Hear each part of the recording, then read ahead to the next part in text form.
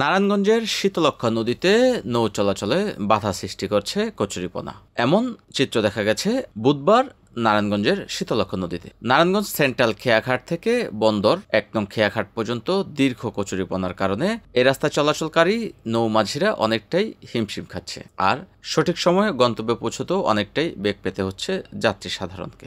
শীতলক্ষ্যা এতদিন শীতল পানি আর স্বচ্ছ পানিতে ভরপুর ছিল, তবে সম্প্রতি পানির রং অনেকটাই আস্তে আস্তে বদলাতে শুরু করছে। সামনে শুষ্ক মৌসুম আসার আগেই শীতলক্ষ্যার পানি কালচে রং ধারণ করবে।